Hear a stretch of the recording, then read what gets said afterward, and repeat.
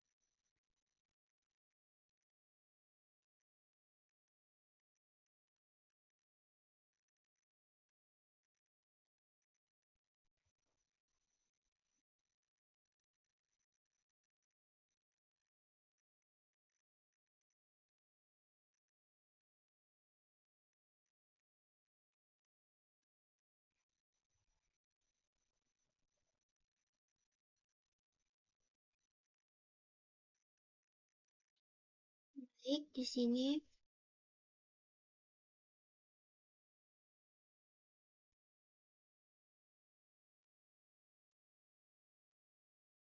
ke konsol.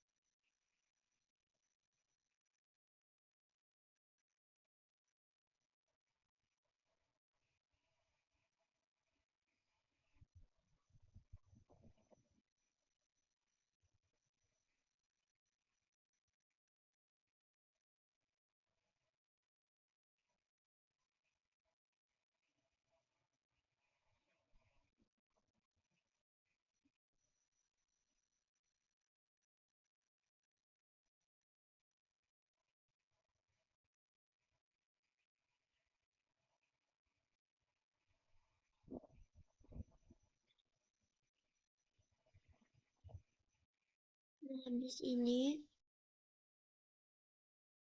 di kolom pencarian ketik setting, klik pengaturan,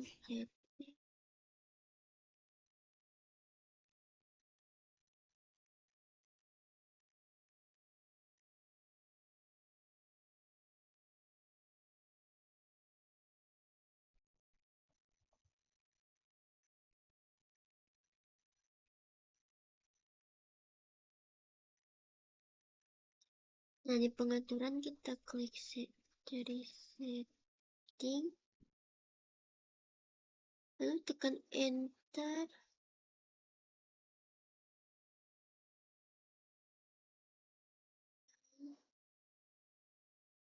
Ini about.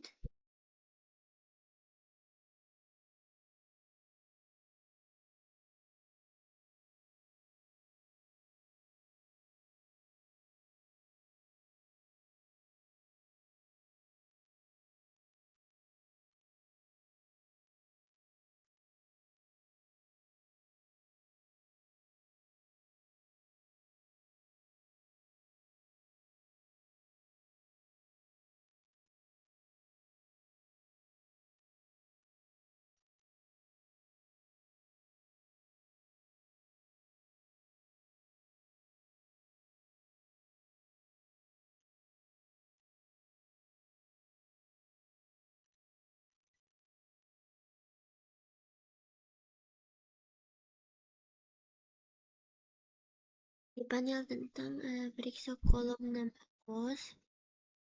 Di sini kita pastikan tertulis Red Hat Enterprise Linux. Di sini sudah ada Red Hat Enterprise Linux.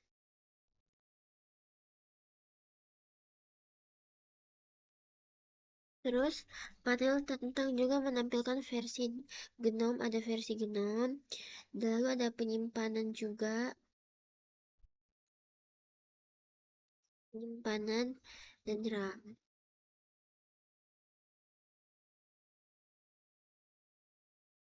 Nah, pada workstation machine, I don't know where's workstation machine. On the workstation machine, use the lab command to complete this exercise.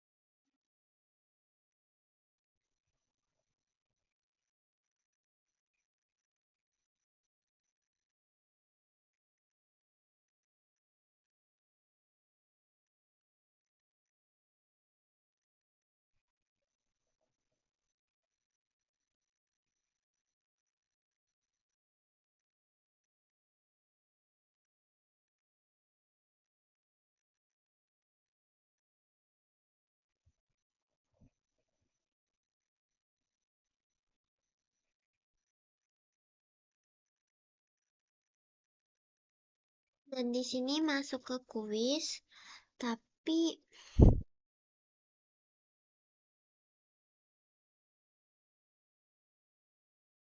kuis ini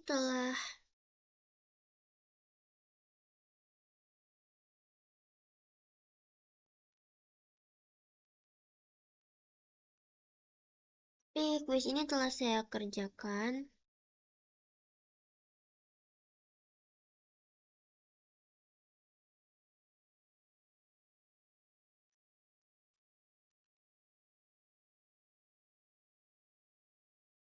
Di video sebelumnya, di video progres saya sebelumnya,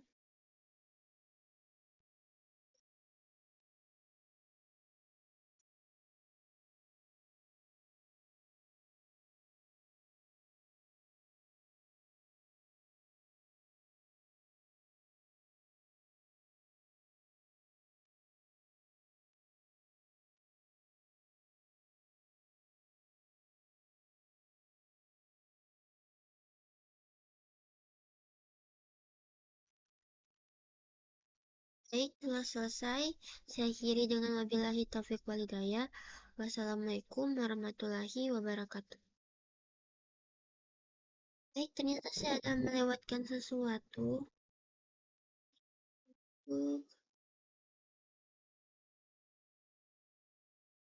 Nah, untuk summary, Linux is an open source project with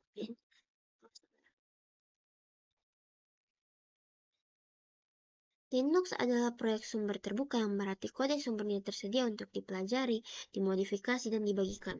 Linux banyak digunakan dalam infrastruktur cloud, komputer desktop, dan laptop, serta perangkat konsumen. Anda dapat berinteraksi dengan sistem Linux dengan menggunakan terminal baris perintah atau antarmuka pengguna grafis GUI. Distribusi Linux dibangun untuk tujuan tertentu, namun mempelajari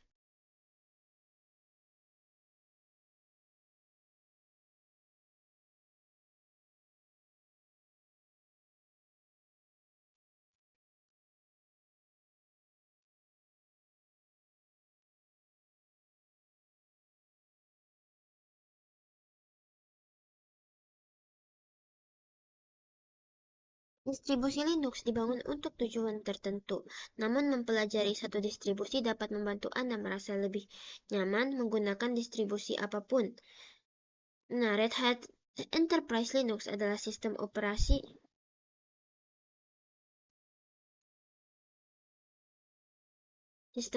yang stabil dan mendapat dukungan jangka panjang yang dikembangkan oleh Red Hat.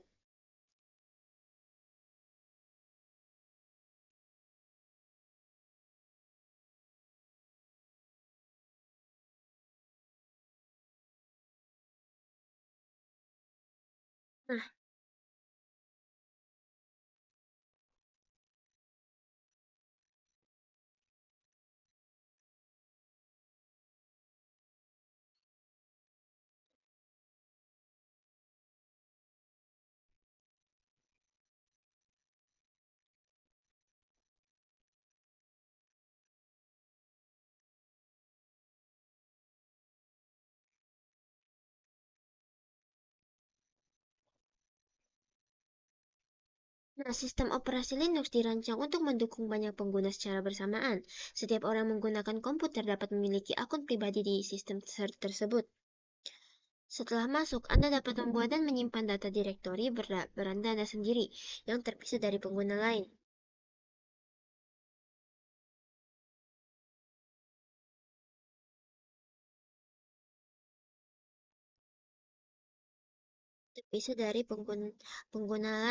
Alih-alih berbagi kredensial masuk, setiap pengguna memiliki akun masuk yang unik. Praktik ini memberikan privasi kepada setiap pengguna dan melindungi data Anda agar tidak terhapus atau dibuat secara tidak sengaja oleh pengguna lain.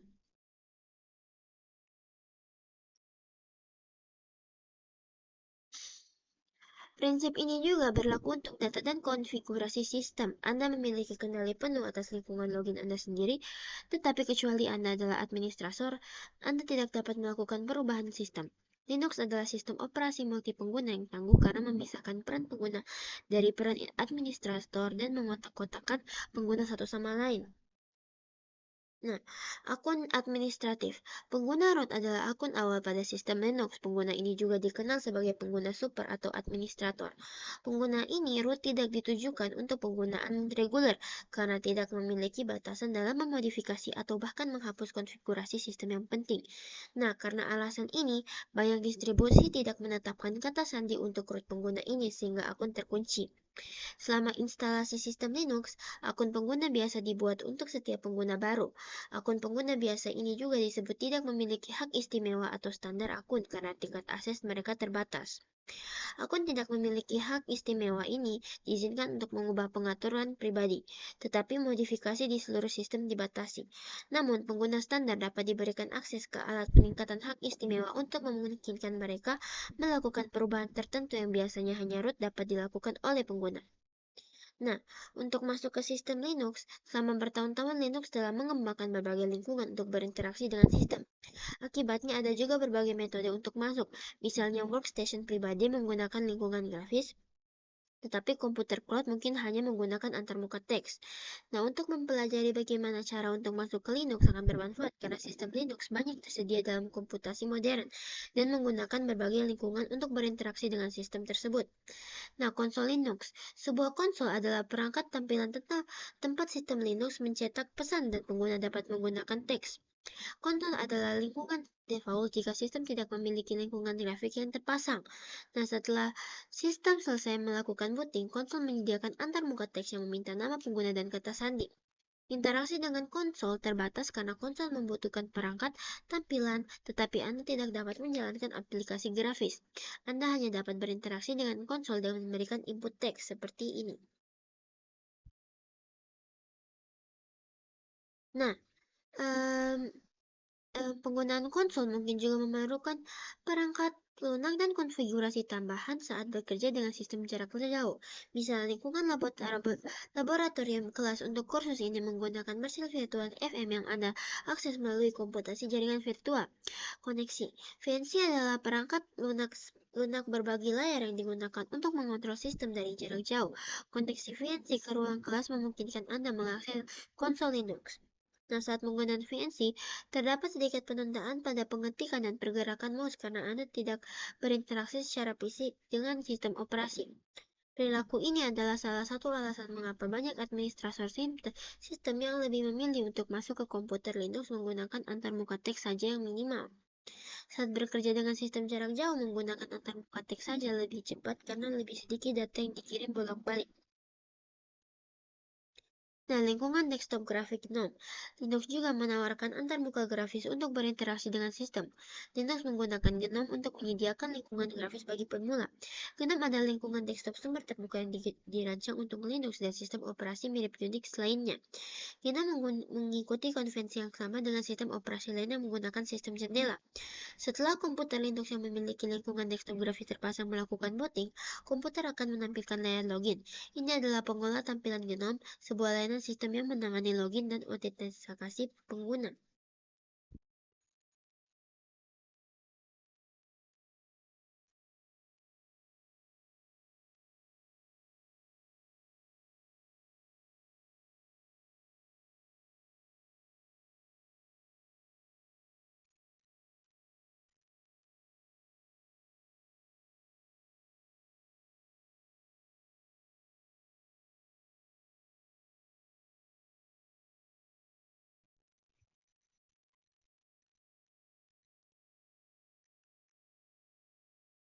Nah, Gena mengikuti konvensi yang sama dengan sistem operasi lain yang menggunakan sistem jendela. Setelah komputer Linux yang memiliki lingkungan desktop grafik terpasang melakukan booting, komputer akan menampilkan layar login. Ini adalah pengolah tampilan Genome, sebuah layanan sistem yang menangani login dan autentikasi pengguna. Nah, jika beberapa akun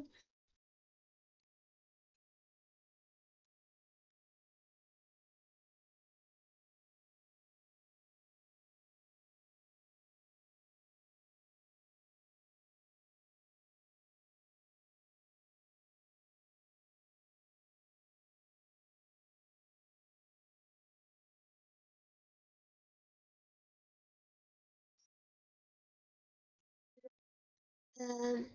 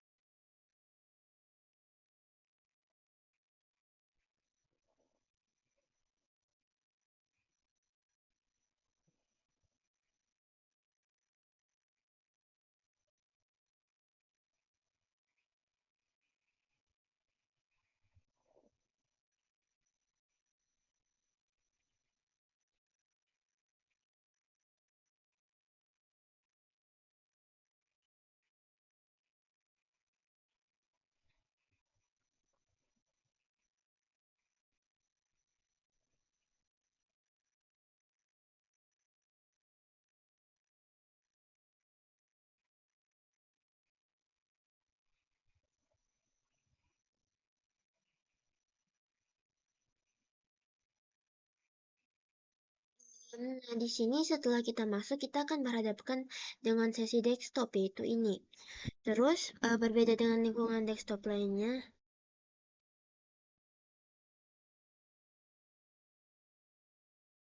Baik, sekian dari saya. Wabillahi taufiq walhidayah. Wassalamualaikum warahmatullahi wabarakatuh.